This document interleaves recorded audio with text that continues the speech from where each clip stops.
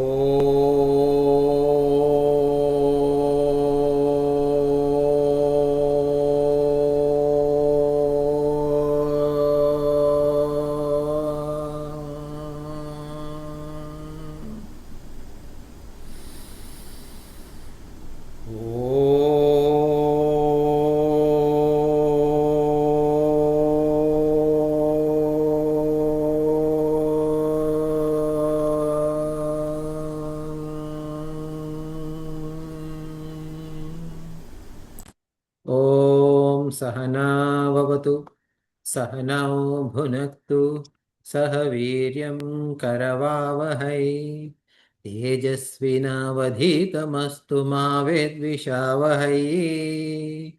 Om Shanti Shanti Shanti. समस्त जनकल्याणे निरतं करुणामयं नमामि चिन्मयं देवं सद्गुरुं ब्रह्मविद्वरं सद्गुरुं ब्रह्मविद्वरम्. As we are studying Kathopanaishad, we will chant the first line of Shankara Bhashyam. So one of you unmute yourself and repeat after me. Om Om Namo Namo Bhagavate Bhagavate Vaivaswataya Vaivaswataya Mrutyave Mrityave Brahma Vidyacharyaya Brahma Vidyacharyaya Nachiketase Nachiketase Cha. Cha. Thus we do our prostrations to both Vaivaswata, who is Lord Yama, as well as Nachiketa. Both of them are Brahma Vidyacharyas, meaning they both know the Brahma Vidya. So,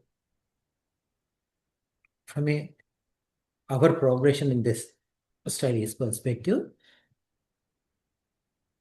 we have seen two boons that were asked by Nachiketa, and both of them were granted by Lord Yama.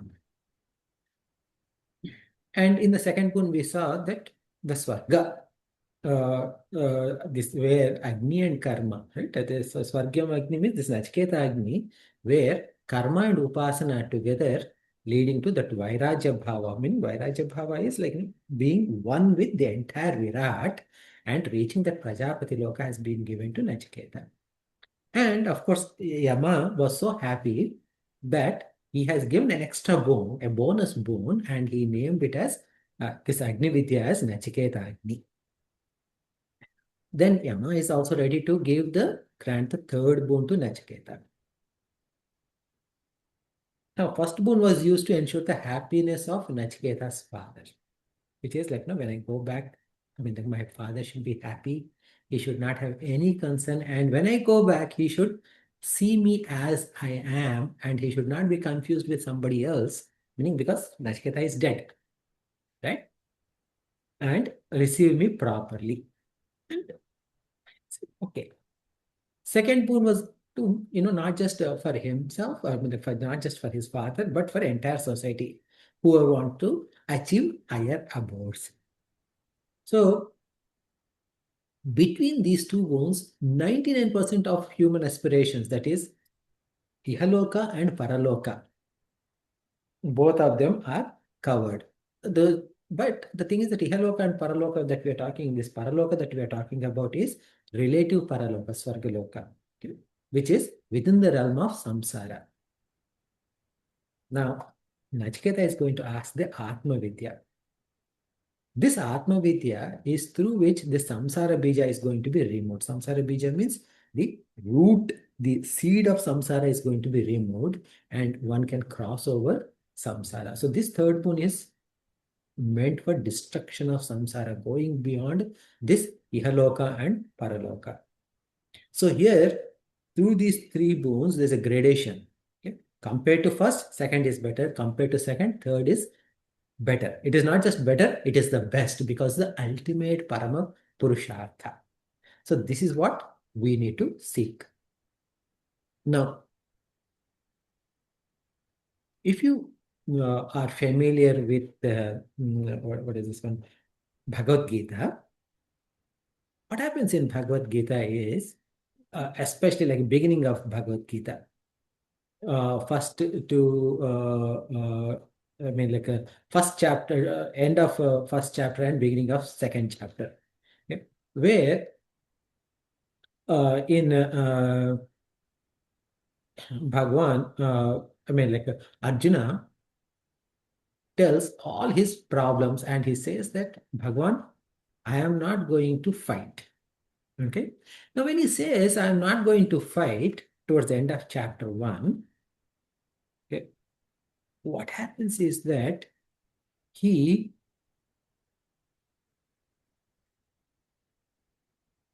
if someone is not ready to willing to fight, okay, in Bhagavad Gita, if Arjuna is not willing to fight, what should he do? He can do two things because Krishna, his charioteer, he should have directed, okay, Arjuna, turn back the chariot, let's go back. He didn't say that. Or he should get down and walk in case if he doesn't want to give trouble. But instead, what happened in the last shloka of chapter 1, he just sat there.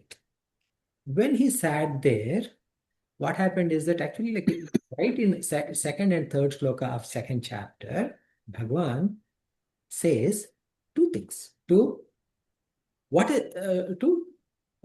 inspire or to motivate Arjuna. They're just in two shlokas. Okay. And of course, Arjuna doesn't heed to that. Now, rest of the Bhagavad Gita is also meant to motivate Arjuna. But these first two shlokas, even though they are also meant to motivate Arjuna, and subsequent shlokas are also meant to motivate Arjuna, there is a difference between these two and the other ones we start from 11th shloka of chapter 2. What is the difference? In these shlokas, like second and third shlokas of chapter 2, Bhagavan says, Kutastva Kashmalimdam Vishame Samupasthitam Anayajishtam Asvargyam Akirtikaram Arjuna Klaibyam Masmagama Partha Naitattvaya Yupapadyate Kshutram Hudaya Daurbalyam Tyaktotishta Parantapa. So he says, what's wrong with you? Just get up and fight. This is not right for you. Okay? And he said, he actually calls him as you are behaving like an important person. So, but this is not considered as Bhagavad Gita. What happened? Why is the subsequent portion considered as Bhagavad Gita? Why not this portion is considered Bhagavad Gita? I mean, it is part of Bhagavad Gita, by the way. Please don't misunderstand me. But say, if you look at great Mahatma like Shankaracharya ji, he started writing commentary from the 11th verse of chapter 2. And what happened before 11th verse is that after Bhagwan said like this, Arjuna says something says in 7th shloka that Karpanya dosho pahata svabhavaha pruchhami tvam dharma sammudha chetaha yachreyasya nishchitam bruhi tanme shishyasteham shadhimam tvam prapannam. So here says that I am confused because of Karpanya dosha, meaning like I'm feeling so much pitiful about me. Like I'm wallowing in self-pity. So now I don't know what is right and what is wrong. So I'm deluded about my own dharma. So whatever is right for me, whatever is best for me, you please tell me because I am your disciple. And then he also says in the next sloka, nahi prapashyami mamanupadyad yachokamucharo ishana indriyanam avapya bhuma Bhuma vasapatnam mruddham rajam suranam apchadhipatyam. So here, when these shlokas are said, that is when Bhagwan has started teaching him. And when he starts off with the very highest philosophy. And in that highest philosophy, which is covered from 11 to 30th verses of Bhagavad Gita, even then, uh, there are a couple of shlokas in those lines, in those between 11 and 30, which come from Kathopanaishad. So now, at this moment, you're thinking, we came to Kathopanaishad class, why are you talking so much about Bhagavad Gita? Okay? So I want to draw a parallel between Bhagavad Gita and Kathopanaishad. Just like that, that shloka, please accept me as your Shishya and teach me the highest. In the same way, this mantra that which we are going to study is turning everything. So whatever we have studied as part of Kathopanishad until now, it is supporting, it is like a supporting structure, just like chapter 1 of Bhagavad Gita is a supporting structure for real Bhagavad Gita that starts in chapter 2, 11th shloka. Number one. Number two is that Arjuna did not know what even to ask. He asked, I am confused. You tell me what is right for me, whatever is best for me. You decide and you tell me. But here, in terms of Nachiketa, he knows what is the right question to ask. Because Nachiketa is a lot more, has a lot more clarity and he lot more intelligent. So that is why whatever is being taught now by like whatever from this point onwards, whatever is going to come from Yama's mouth is going to be much higher category, much higher gradation compared to what we have studied so far. Okay, so because we are studying this Kathopanishad based on Shankara Bhashyam, Shankaracharya ji writes so much introduction to this this mantra itself. Okay, so before we read Shankara Bhashyam, let us first chant this mantra. Okay, so I'll uh, first break down the words. Okay, Yam.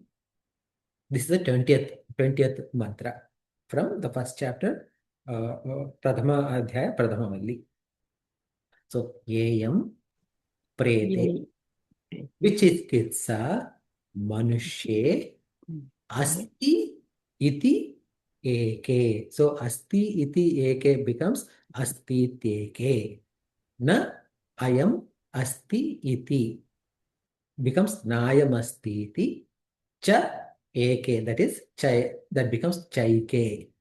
Etat Vidya Vidyam Anushishta Tvayaham Tvaya and Aham Varanam Esha Varaha Trutiyaha. So they become Varanam Esha Varas Trutiyaha. So this is the breakdown. So let us, one of you, please go off mute and repeat after me. AM pray. So let us actually because this is a little bit more complicated. Rather than chanting the entire line, we will read one word at a time. AM AM prete A. vichikitsa. Which number is it? Excuse me, is it number 20? Yes. Okay. Yes. AM. Yes.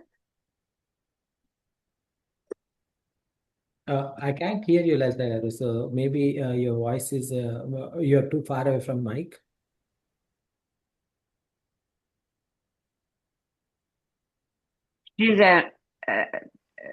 Mute లో ఉన్నారు ఆవిడ.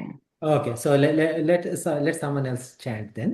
AM ఏయం prete प्रेते विचिकित्सा विचिकित्सा मनुष्ये मनुष्ये अस्तीत्येके अस्तीत्येके न्यायमस्तीति न्यायमस्तीति चैके चैके एतत् एतत् विद्यां विद्याम् अनुशिष्ट अनुशिष्ट त्वयाहं त्वयाहं वराणामेष वराणामेष वरस्तृतीयः.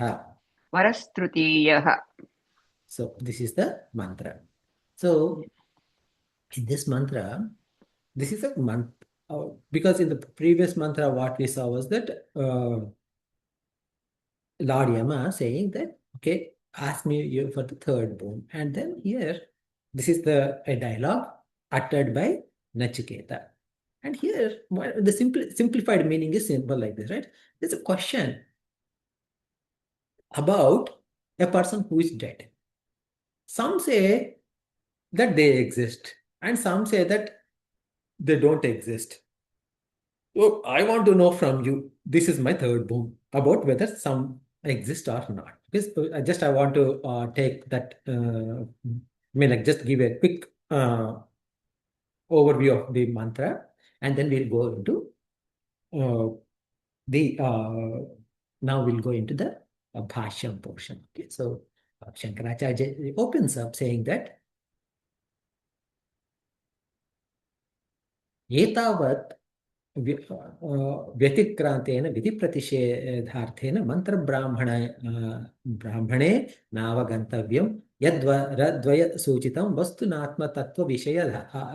विषय याथात्मविज्ञानं. So that means what he's saying is that so far whatever we have covered, they have been covered, meaning like that has been covered through mantras, and it falls into mantra and brahmana section, meaning karma kanda. It falls into karma kanda or upasana kanda.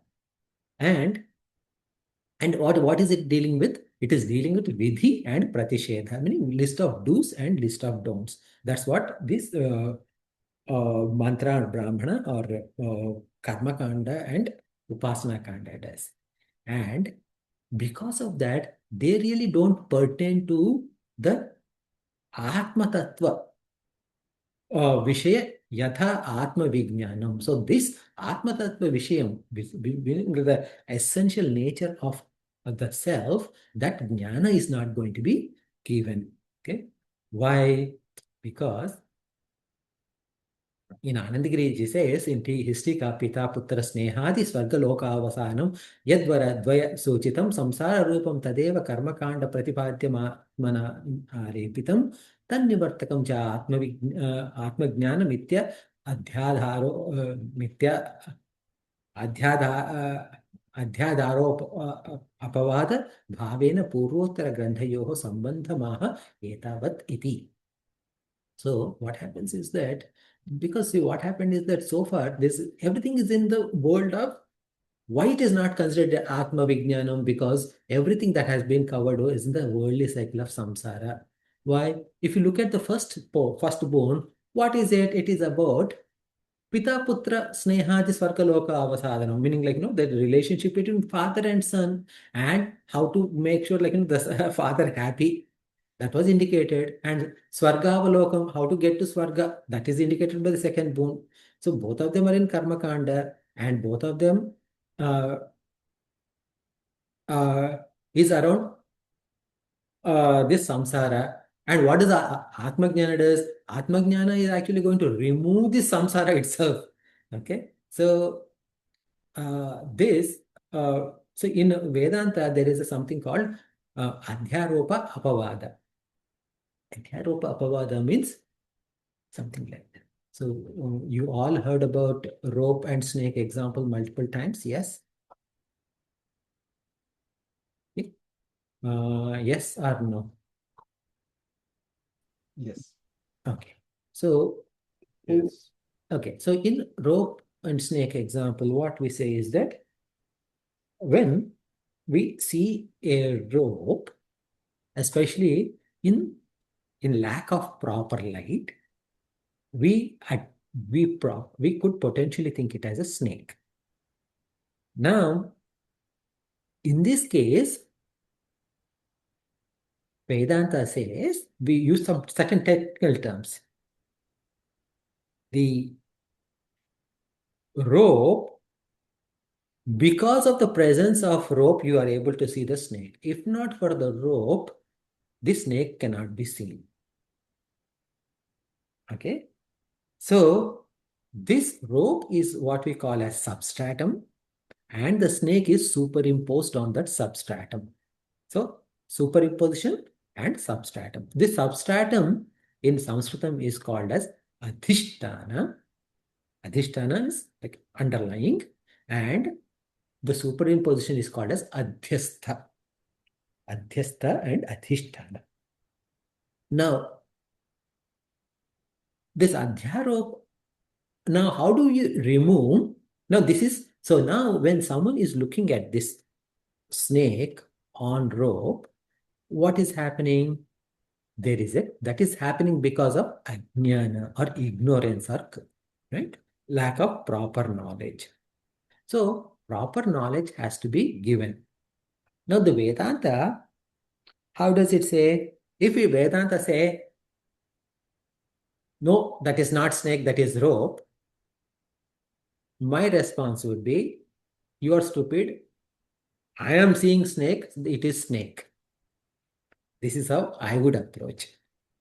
Now, because there are people like me who are hard-headed and don't accept anything so easily, Vedanta takes a different approach. It is not going to say, Venkat, what you're seeing is rope, not a snake. It is not going to say. It is going to say, let us assume it is snake. Okay? It initially sides with me. Let us assume it is snake. Then what should it do? If it is snake, it should be moving. It should have some things like this, like that. Then I say, yes, yes, yes, I can see the movement also. I can see the head also, the hood also. It's actually a cobra. It is a hood. I can also see its fangs. I can see its tail. I can see all of that, I said. Then it says, yes, yes, yes, yes. Okay, let us go with your assumption. And then slowly it builds, it sides with me, and it builds how a snake should look like. And it makes me look better and better at that. And as I start looking more closely, then that snake disappears and rope remains. Okay. So what happened is that in this case, what happened? It initially started saying, yes, yes, yes, I agree that it is snake. So this initial agreement to that superimposition, for that adhyastha, in Sanskritam, there's a term called adhyaropa. And then eventually you negate it, okay, with logic, with your knowledge, that is called apavada. So this adhyaropa apavada. Okay, so this is what the world is superimposed on Brahman, and we are, but I see the world, we all see the world. So Vedanta agrees with us just to make us happy and slowly peel away one layer at a time, and we realize that there is no world, all that is there is Brahman. So that is the essential knowledge about this Atma Tattva. And that Atma Tattva knowledge is what is going to come right now. Atho viti prateshe artha vishayasya atmani kriyakaraka फलाध्यारोपण लक्षणस्य स्वाभाविक स्व अज्ञानस्य संसार बीजस्य निवृत्त्यर्थं तद्विपरीत ब्रह्म आत्म एक विज्ञानं क्रियाकारक फलाध्यारोपण शून्यमात्यंत निश्रेयस प्रयोजनं वक्तव्यम् इत्युत्तरो ग्रंथ आरभ्यते. So now Shankaracharya ji feels that this is the beginning of the tale. iti uttaru grantha arabhyate. This is where the book is starting for him. Until now, the book is just setting up context. So that is why, like, so much this one, right? So the whole purpose of this is to remove the ignorance, okay? This ajnana, which is going to, or which is the seed of the ajnana, is the cause of samsara. Okay, so it is samsara bijam is ajnanam. So samsara bijasya nivritti artham is to remove that ignorance, and swabhavika ajnanasya. So removing that ajnana, which is swabhavika. Swabhavika means natural. Natural means prakriti. Prakriti means again maya. So getting rid of that. Tad viparita Brahma Atma Ekatva Vijnanam. And opposite to that, Brahmatmaika Atva Vijnanam. Brahma and Atma is one and the same. So that is what we call as Jiva Brahma Aikyata. So this Vijnanam, this knowledge has to be given, and that is why that is the purpose of this book, and this is the knowledge that this book, Kathopanaishad, is imparting to us. Sametamardham द्वितीयवरप्राप्य ताप्ताप्य कृतार्थत्वं तृतीयवरगोचरमात्मज्ञानमन्तरेण व्याख्यायिकायै प्रपञ्च इति. So this narrative, what is going to do is that with that, after attaining the second boon, meaning, see, the thing is that, like, you can have happiness in first boon. The seeker is seeking happiness in his current life. In the second boon, the seeker is seeking happiness in a higher realm too. Don't be satisfied with it. We need to go beyond that. Okay? And yataha purvasmat पूर्वस्यात् कर्म गोचरात् सत्य साधन लक्षणादि नित्याद्विरक्तस्यात् ज्ञान अधिकार इति तन्निर्धार्थं पुत्राद्युपन्यासेन प्रलोभनं क्रियते. So here what happened is that now he's also giving a hint about what Yama is going to do. In the first two bones, if you are hearing it for the first time, this Kathopanaishad, in the first two bones, as soon as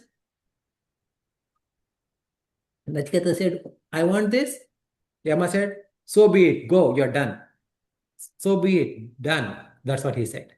Now for the third boon, though, he's not going to say, oh, you want me to teach self-knowledge? Sure, come on, sit down, we'll teach.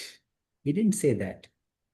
In today's world, Puja Gurudev Swami Chinmayananda ji, when he came back from Himalayas, it was said that there was no Chinmaya mission back in the day. Okay, and he started teaching. The first book that he taught was Kathopanaishad. Kathopanaishad in Pune, in a Ganapati temple. Now he went and sought the blessings of the trustees. Every temple has a trustee. So they said, okay, he said, like, I am a Swami, I came from Himalayas, I want to teach Kathopanaishad. Can I use this premises? I said, yes. Now he needs to advertise. To advertise, he went on a bicycle.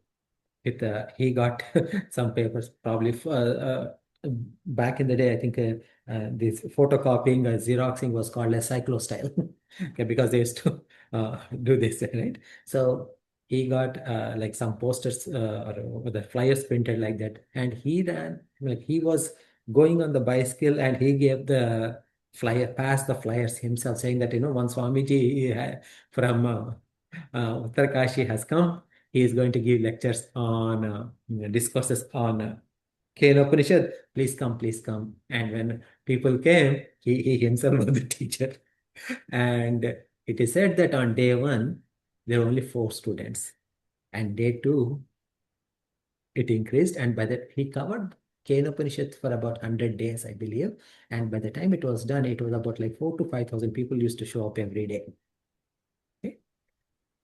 and then the rest is the history.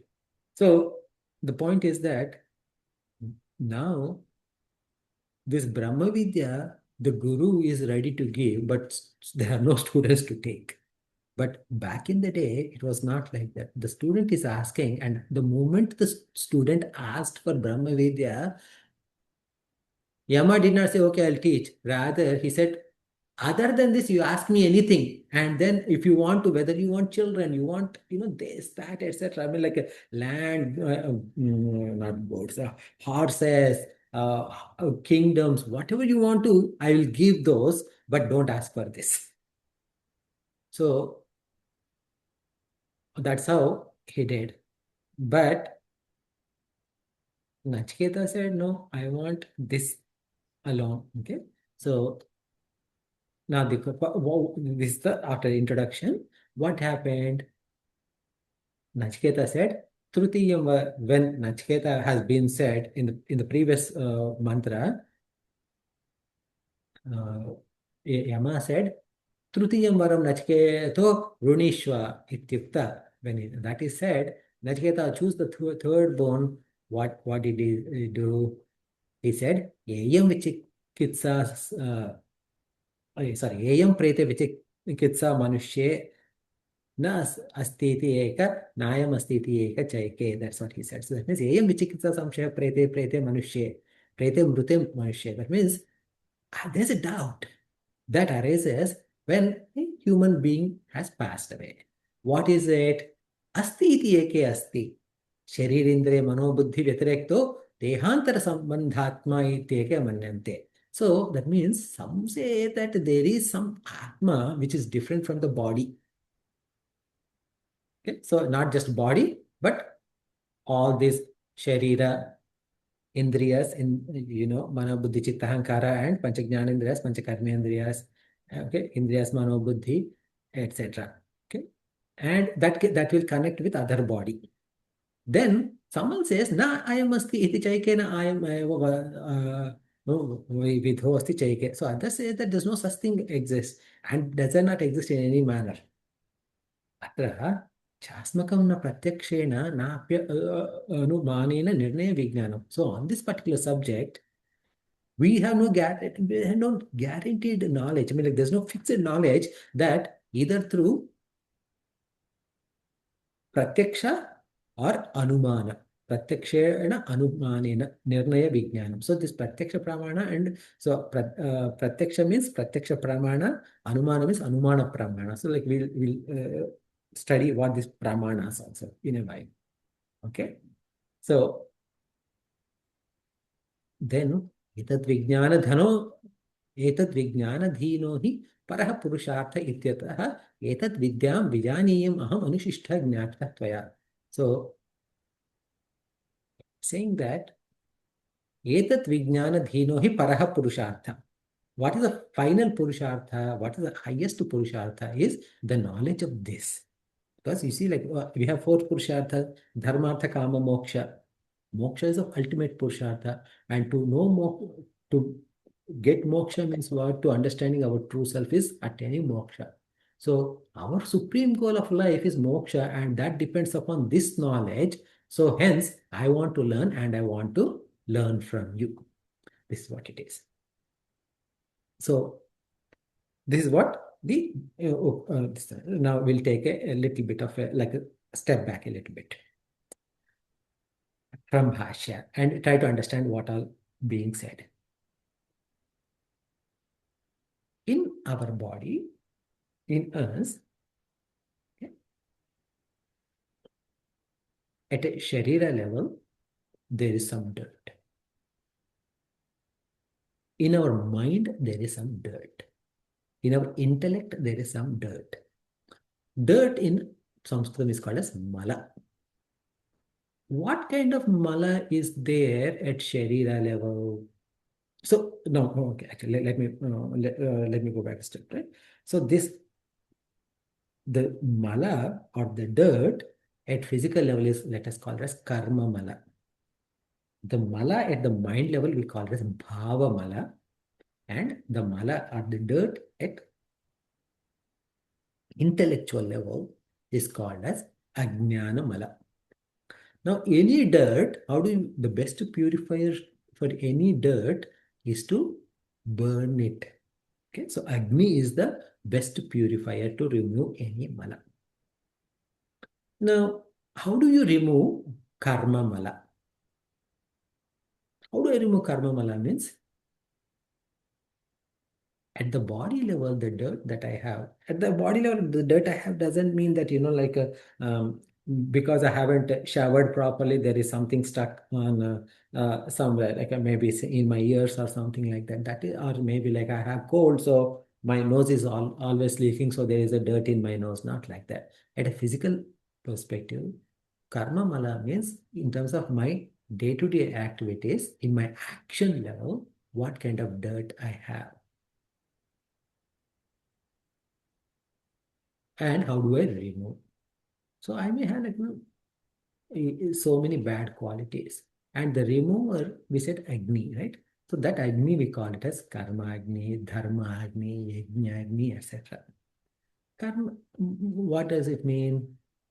First, I need to know what is right and what is wrong. So to understand what is right and what is wrong, I must go to scriptures, Vedas, and understand and interpret Vedas in correct manner. And when I do this, so when I'm doing this karma means not just any karma yoga. With karma yoga and with upasana, okay, a mixture of this upasana and karma yoga, when I'm doing this, what happens is that I will be able to build some shraddha. Shraddha means faith. And with that faith, in karma yoga, I am performing karma yoga. What does it say? Perform your duties alone, nothing other than duties. Don't expect any don't uh, be hankered with a particular result only. Whatever result come, take it as Ishvara, prasada. Okay, so that's why like you have to build, and for that you need to have Shraddha. And when you must perform karmas, we have to do your duties. So that means what? I cannot rest, or I cannot be ignoring my duty. So that means it can remove tamas in me. So nidra, alasya, all of that is gone, and I'm just focusing on what my duties. And then the shraddha will help me to build the faith that there is atma beyond death. And also it also develops a belief system that I must perform good karmas and experience good karma phala. So these are all the karma and karma phala. Okay, so these are the ways to remove the dirt in our activity level, right? So then what about sometimes what happens is that I may behave very well in the society,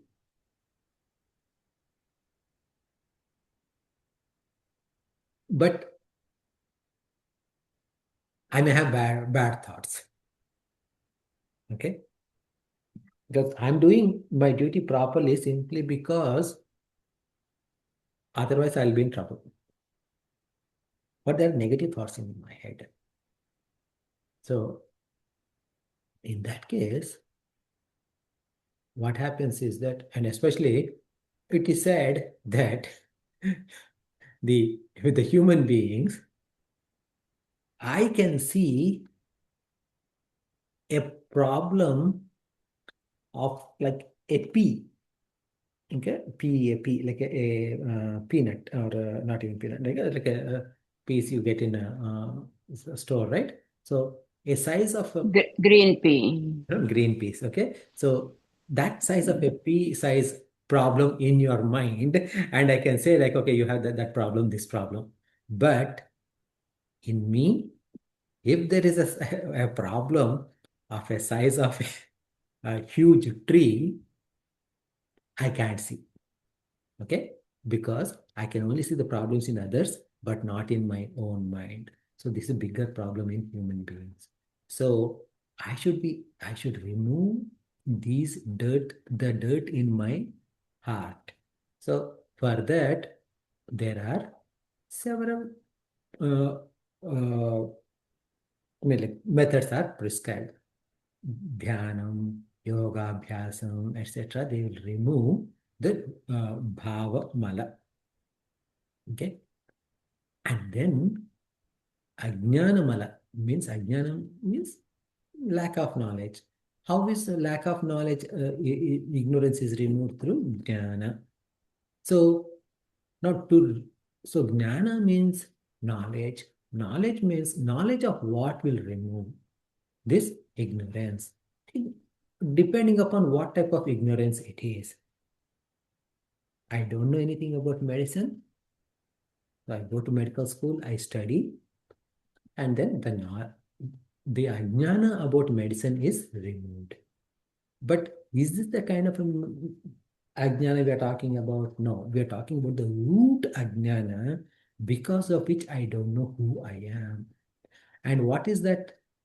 And which kind of jnana is going to remove this dirt is tattva jnana. Tattva jnana means knowledge of our true self. Now, this tattva jnana requires viveka, vairagya, shama, dama, uparama, all of the sadhana chatushtaya sampatmatva. Now, what happens is that, say, for example, if I don't have vairagya, when everything is good, I can say, oh, I am Brahman, I am Atma, yes, yes, yes, I understand. But the moment I run into trouble, I identify myself as Jiva. I can talk all the talk about like how great this is, etc. Now, after the class, I'm driving on the road and a police stopped me and he gave me a ticket. Now, my thinking is that, oh my God, if with this ticket, I'm going to pay $200 or $300 fine, but my insurance also is going to increase with a additional increase of insurance, and its impact is going to be for next 6 years. So that's going to be like $3,000 or something. So I should contest this ticket, okay, to reduce my bill. Okay, so I should go to the court. Let's see what happens if I could win. At that time, what happened? All this vairagya has gone through the door. So why is this happening? Is because that vairagya is not there. Until then, I was thinking that I am Brahman, I am Atma. Suddenly, I'm thinking like I'm a human. I need to get, I need to save my money. So what happened is this knowledge. It is said that any knowledge requires proper patra. Patra means vessel or container, and this kind of knowledge requires a special patra, which is fortified with vairagya. When there is vairagya is fortified, what happens is that there is no leak. So, for example, if you take like a clay patra, which is not properly baked, which is not properly soldered, when you pour water, what happens is that all the water will flow through the bottom. Okay? So for us also, when there is no vairagya, enough vairagya, all of our mumukshutvam, when those are not there, they will leak. So that is why this problem is there. So that's why like we have to fortify this. That is one. Why are you talking about these three karma mala, etc.? Is that karma mala and bhava mala, those can be fixed with upasana and dhyana, yoga, abhyasa, etc. But this final thing, this tattva jnana that Nachiketa is asking, that can only be fixed with fixing our, which means that requires jnana agni. But that jnana to sink in, as opposed to sink through, pass through, okay? Like the example that we said is pouring water on top and it is going back. For us, it goes from here, and how much ever goes in the left ear, that exactly that much amount is flushed out from the right ear. We don't want that. We want that to be like blocked and everything is going into our head and it becomes internalized. For that, vairagya is needed. Now, when vairagya is needed, how do I develop vairagya? So this vairagya is developed by sadhana, we say.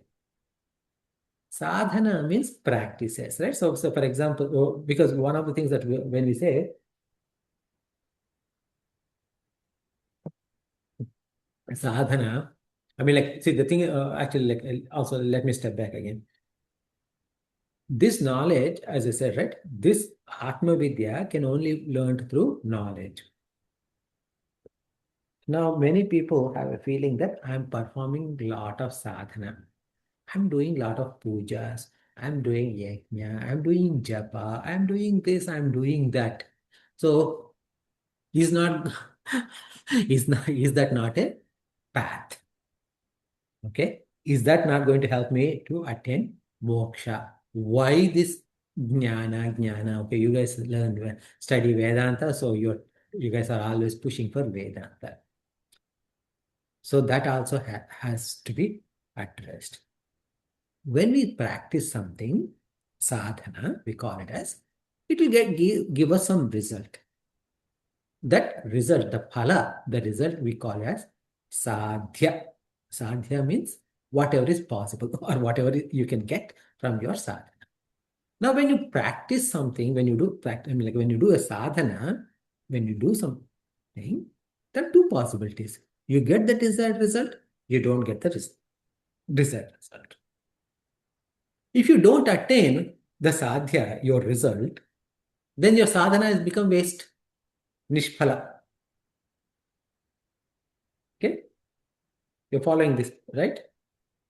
If I'm doing something and I did not get the result I wanted, then whatever I put has gone waste. So, for example, I want to get a better job. To get a better job, I chanted Vishnu Sahasranamam every day for 42 days. Okay, a mandalam.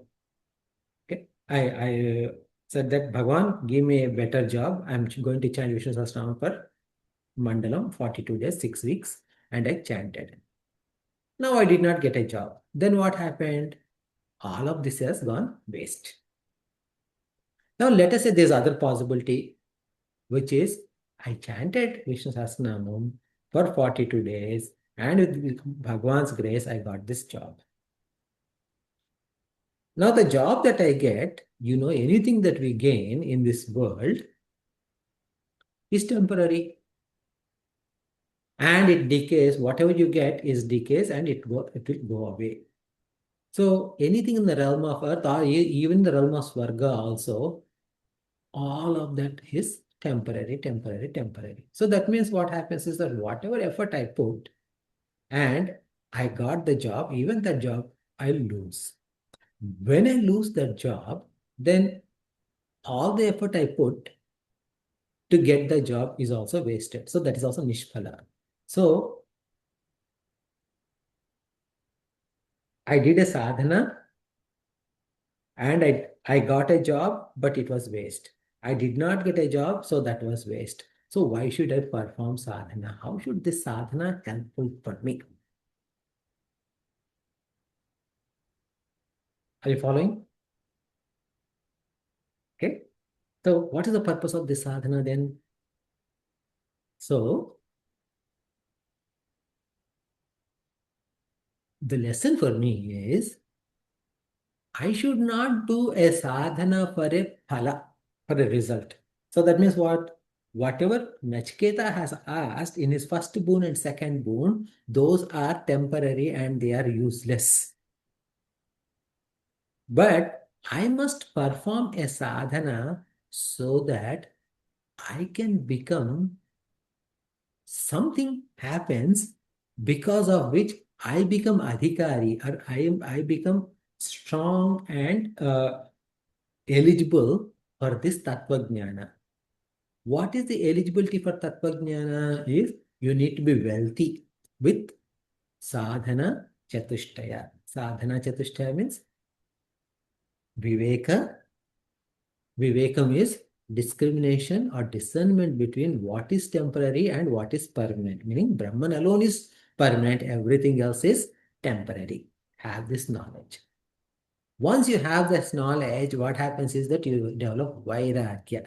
Vairagya means what? Based on this, whatever is permanent, I'm interested in. Whatever is impermanent, I'm not interested in. This is Vairagya.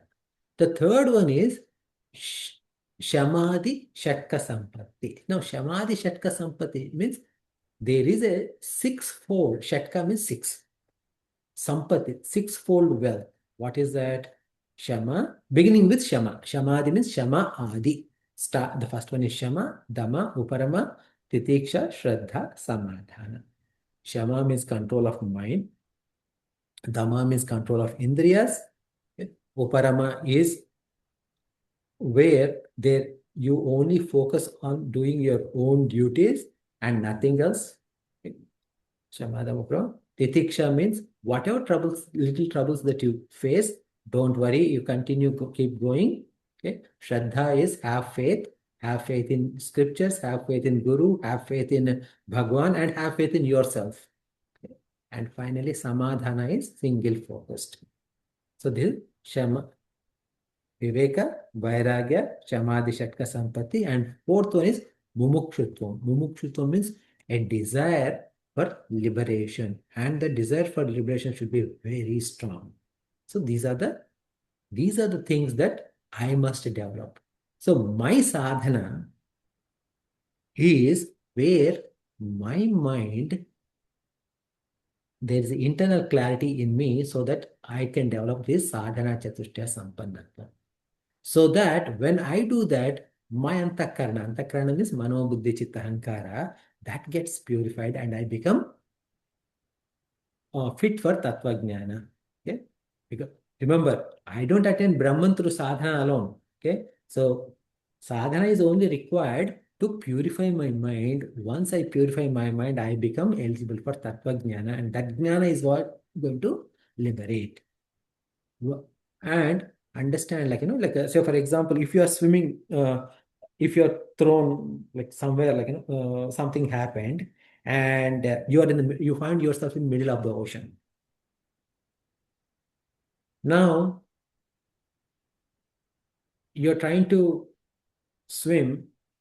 Obviously, like as humans, we cannot really come on our own from middle of the ocean to the shore, and you saw a small boat. You got onto that boat. When you got onto the boat, somehow holding on to that boat, you can come to the shore. Now you came to the shore. Just because that boat saved you, are you going to carry that boat with you all over once you came to the shore? That boat is useless. You just drop it off and you walk off. So the sadhana is like that. It helps you to get to the shore, but it is not the moksha.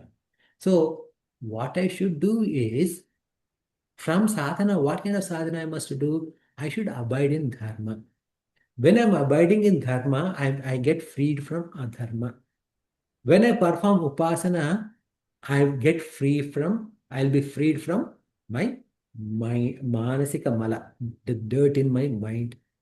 When I perform dharana, dhyana, like that, this yoga abhyasa, what I'll do is that my mind, vikshepa in my mind, meaning the agitations in my mind will reduce. So thus I develop this sadhana chatushtaya sampannatvam. Otherwise, the shravanam won't stick in the mind. So these are the limitations of these are the limitations of sadhana and the power of sadhana. Both sides you need to understand. What is the limitation? Sadhana on its own cannot give you moksha, but sadhana is an instrument that will lead you to moksha, where jnana is the one who gives moksha. Without sadhana, if you do jnana, what happens is that it is like as I mentioned, it is like a half-baked clay or lid, like a clay plate, where if you pour water on it, it will leak from the bottom. That knowledge doesn't stay. So here, the very first question he asked is, Yayam prete, ya yam means that which Vichikitsa, there's a doubt about what? Samshayam. Samshayam means samyak shetes yasma, by which this knowledge goes too deep. Okay, there this question has come. What is this question? Okay. There's a doubt whether there's a paraloka or not. Now, go back to the original context. Where is Nachiketa standing? In front of Yama. Where? In Yamapuri. After his death. And he's asking a question if there's a doubt whether there is a paraloka or not. What does it even mean? Okay. And he's asking if there's something else beyond the body. Nachiketa is asking when? After his death. So, no. And then also remember, like just in the previous mantra, a couple of mantras ago, he asked about, Nachiketa asked how to go to Svargaloka, the Prajapati Loka, and Yama taught him to the Nachiketa Agni, and he learned about it. And he also learned how you can identify oneself with the entire Virat or Hiranyagarbha. So, what kind of question is this? There's a doubt whether there is a Paraloka or not, whether there is a doubt about whether this there or not. So here, if you look at this mantra, asti iti eke, na ayam asti iti eke. So asti and na asti. Okay. So they're saying that something is there, and they're saying something is not there. So we need to understand this, the words, the usage of the words asti and nasti. Okay. So for example, here is a watch. So that means what? Watch is asti. Now there is no watch. Watch is nasti. Okay. Now when I see this watch, what happened is that I'm seeing with my eyes this watch in the light that is sun given. Okay, so even this light, the artificial lights that I have in my room are based upon sun only. Okay, so what happened is that this watch is made up of bhutas. Bhutas means Panchamahabhuta. So this is Adhibhutam. The light is given by a cosmic being, Adhidaiva, and my eyes are Adhyatma.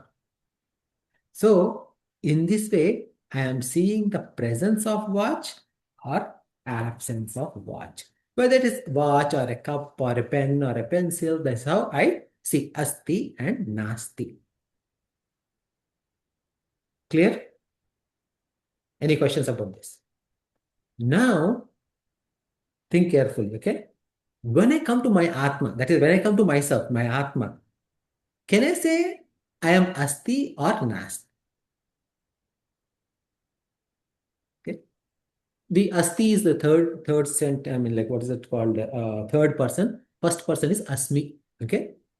So when it comes to myself, I know that I am asmi. I am there. Yes.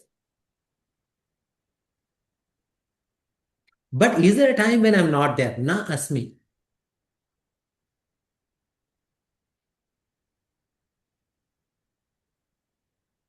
From a transactional world perspective, I understand whether a watch is there or not there, whether a cup is there or not there. I can experience both the presence and the absence of the watch. I can experience both the presence and the absence of this cup. Can I similarly experience the presence and absence of me? Obviously, I experience my presence, but I don't experience my absence.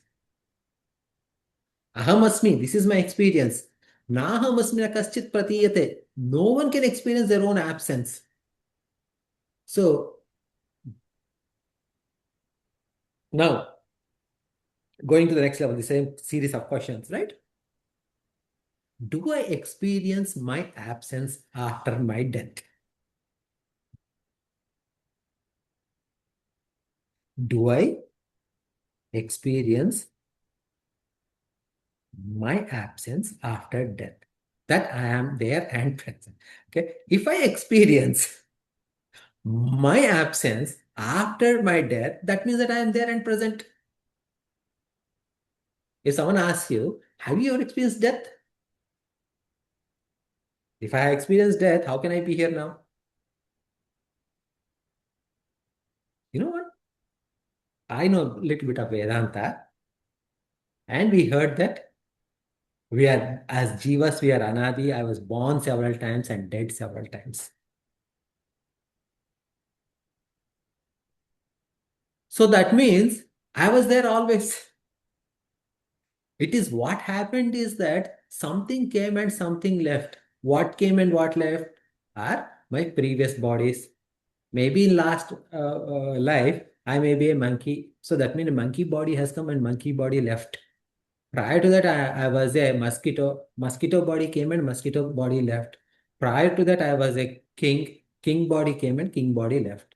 So if I was dead even once, I wouldn't be there here at all.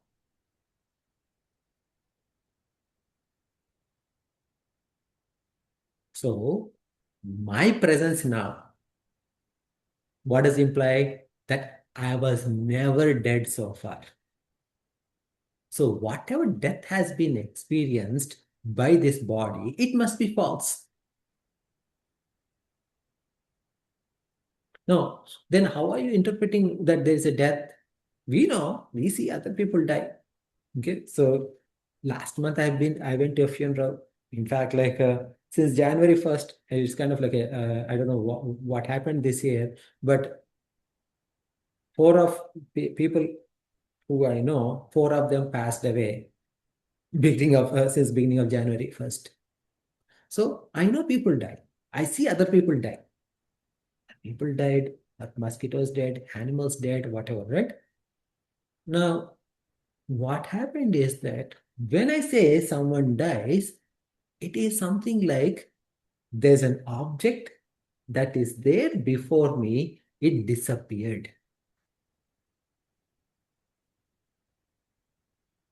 Okay?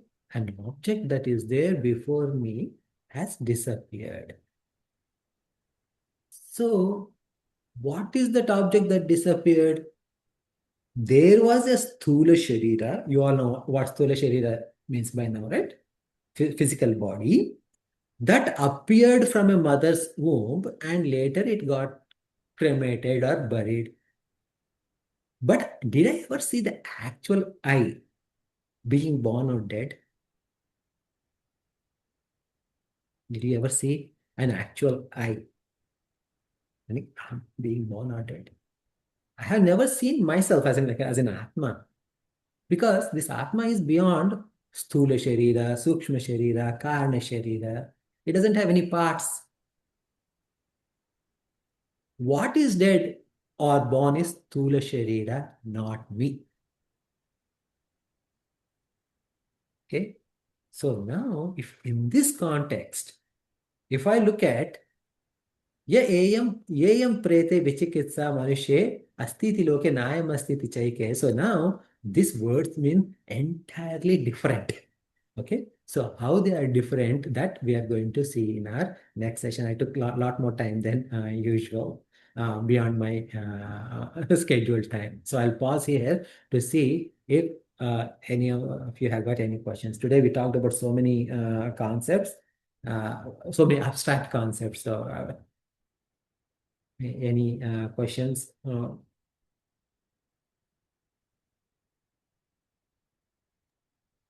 I just want to ask you one thing. When we die, the Sthula Sarira is gone. The Sushma Sarira and the Karana Sarira, they remain and they continue from life to life. Correct. Yes. So there's no death to the other two bodies. There is death to other two bodies at the time of jnana. At the time of Jnana, moksha. moksha. Yes. So that is the meaning of moksha then. Yes. So there's no body, nothing is left. Yes. Okay, thank you.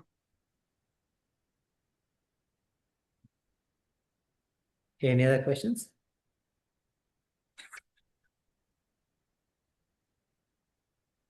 Okay. So I thought that you'll have a lot more questions, but looks like you guys are shy. Or in case if you have any questions, please email me or make a note of it and ask in the beginning of our next session. Okay. This is very important mantra. It is Nachiketa asks 2 questions. This is the first time he asked this question, and then later on, like after Yama initially says no, and he wants to know this answer alone, nothing else. Yama keeps on telling something else, and then he asks the same question Yama in a much more refined way. Both these questions are very, very important, and that is why we are spending a lot of time on this particular mantra. Okay, so we'll close.